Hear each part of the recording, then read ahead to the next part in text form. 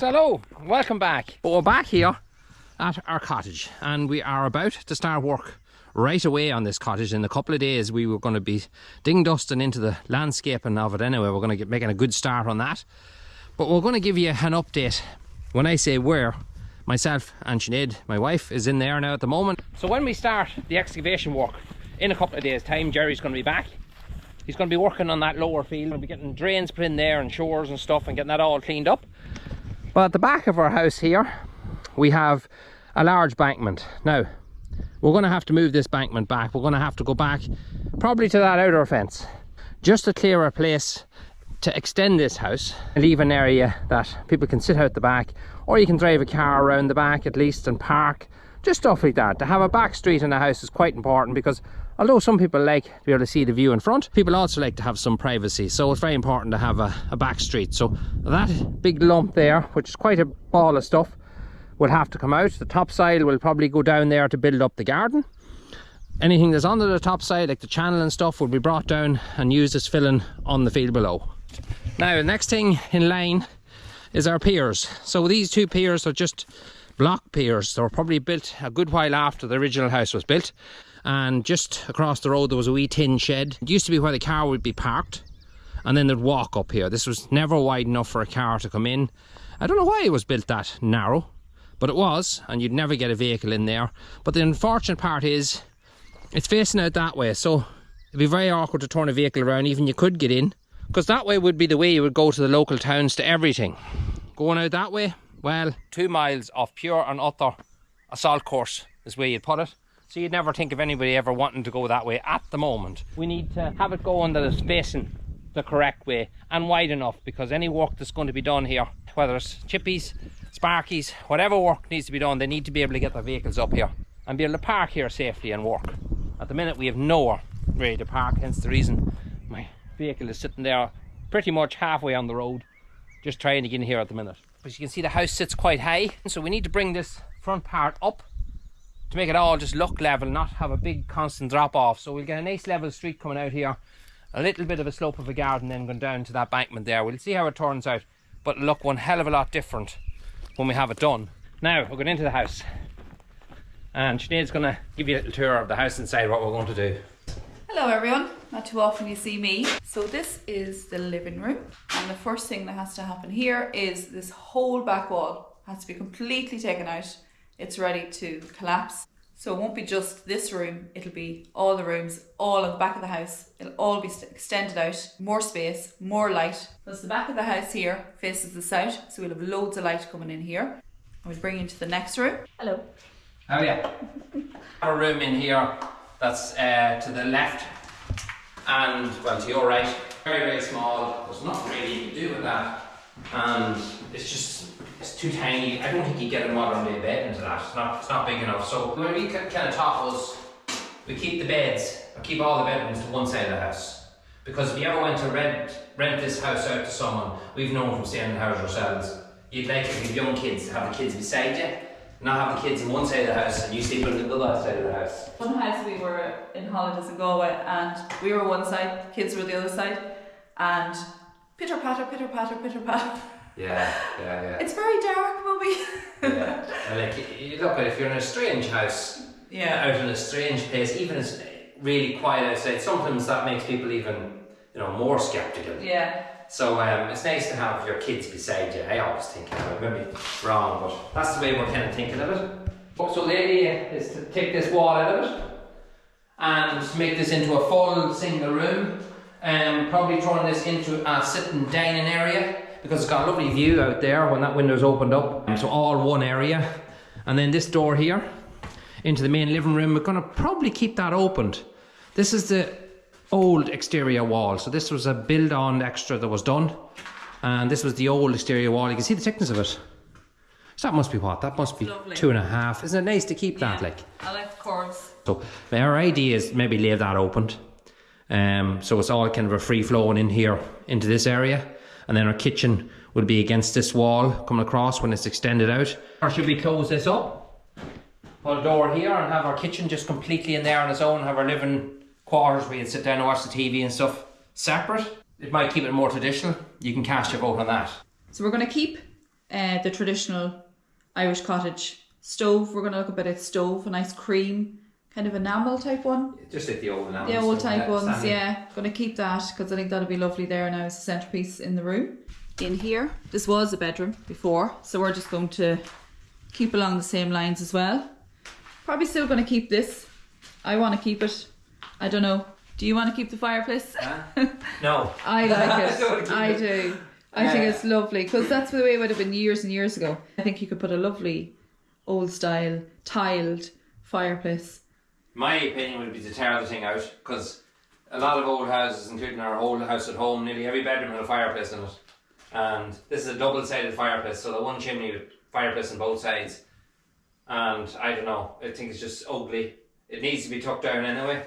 And this would be nice for the bedroom with clean lines. It stops you from putting a closet there too. I don't know, maybe I'm wrong. You could fit a closet there.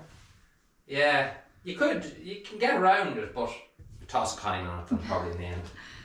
It says you're recording. I wish I was. I'm just after taking ahead of myself. The bloody 10th time of that door. And see that crack up there? It wasn't there when we moved into the house. That's from me hitting me ahead of us. So you have the bedroom there that Sinead showed you. And then this hallway, level floor, straight through, no door here. Right down into another door here, where the wheelbar is. And this will be a bedroom of equal size to the other one. All rebuilt, obviously. The ivy wouldn't go with the bed sheets. We extend the house so we could put an extra bedroom in. We could extend our hallway. And at the very end of our hallway, we can put a bathroom. So as you're walking down that hall, as I just showed you, straight in front of you would be the door straight into the bathroom over here on this side of the house. So the back of the house here, as you can see, the wall is gone.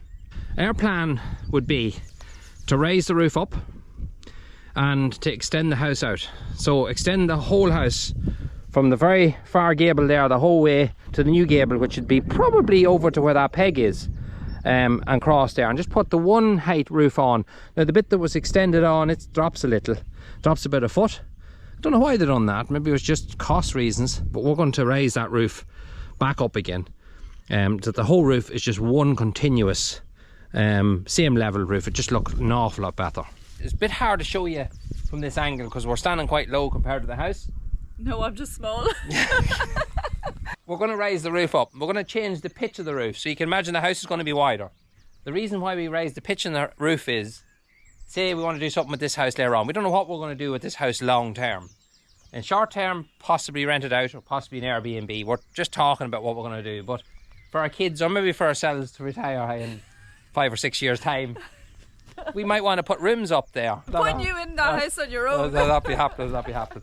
But just in case I want a games room or a pool table, we're going to put another room, or leave it that we have a place for another room up on that attic. And that will definitely be a benefit, even if we never use it.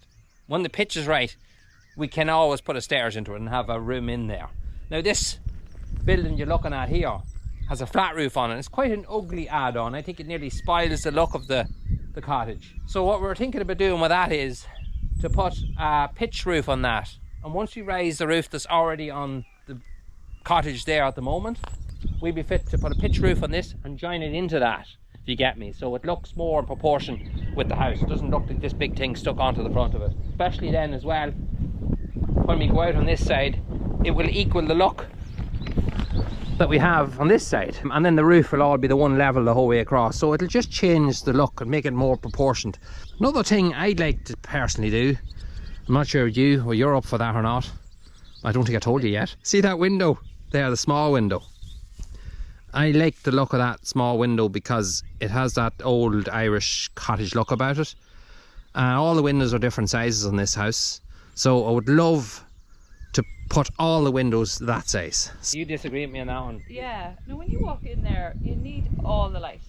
Right, that window there is lovely. I like that one. That one there for me is too small. A little bit bigger, but don't make them all that size. That's way too small. But you don't think it's very gaping looking? It goes the whole way up to the ceiling as well. Yeah, but when you walk in here, when you go in here, you can view out this way, you can view out that way. But if you put in a small window like that, even I'm small, I'm going to have to crouch down, look out. I would prefer the bigger window. For there anyway. And like even on the other side.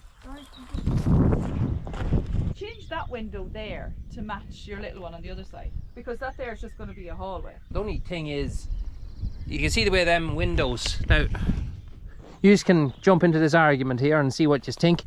We'll have a vote on it. What you guys think versus what I think versus what Sinead thinks. But I think that window sits too high. That window goes the whole way up to the top, and we're not raising the top of this. It's high enough.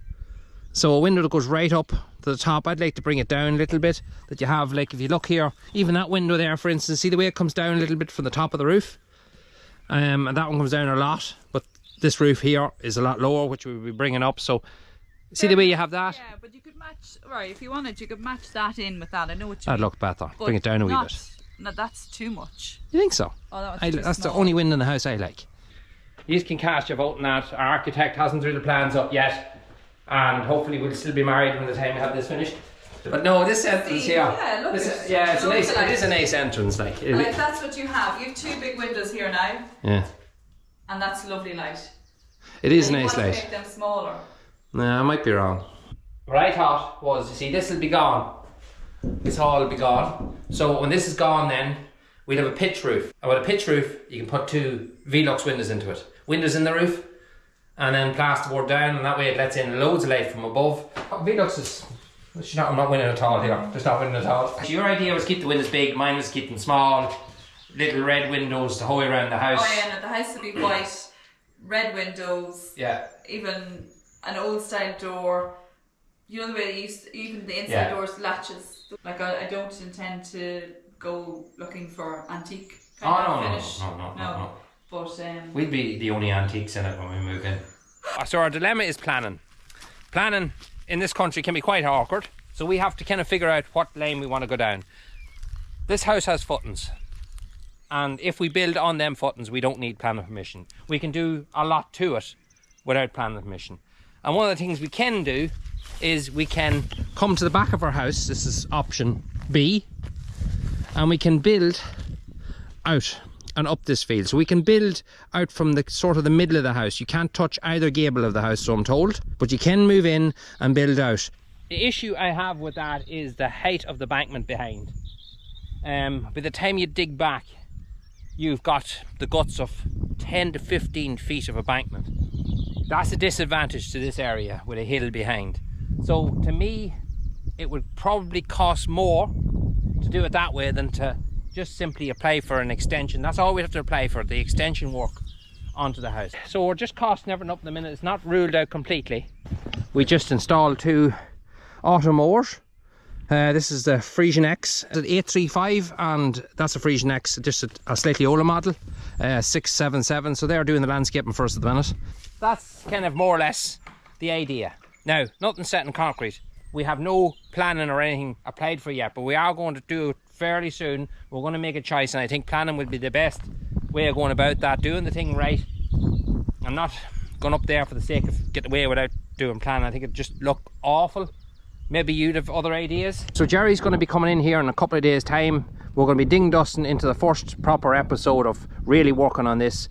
Trust me, it's not going to be a fast build, and I know there is grants, and everybody has mentioned these grants of 50 to 70%. Well, it's not just as simple as that, or not 70%, 70,000 I think it is. It's not just as simple as that. You don't just get a check for 70,000 and say, here you are, build that. It doesn't work like that. There's a lot about taxes and all the kind of stuff you paid over the years. But we'll see what can be got. If something is available to us without giving us a nightmare in the process, we look down that lane. We're not just at that stage yet. But planning is the first thing anyway. That's the first thing we need to get out of the way and get covered, get the landscaping area, all we can do without that done as well, and then take it from there. But if any ideas you have, throw them out to us. We'd be glad to hear them. They might help us. Again, as you can see, myself and Sinead have different ideas on everything. We're not going to make it stressful. We're not going to rush. We're going to take our time, and hopefully we'll have somewhere nice for either us to live or our kids to live, or either some of you to come and spend a bit of time in. We'll find that out later. Thanks for watching. See you in the next one.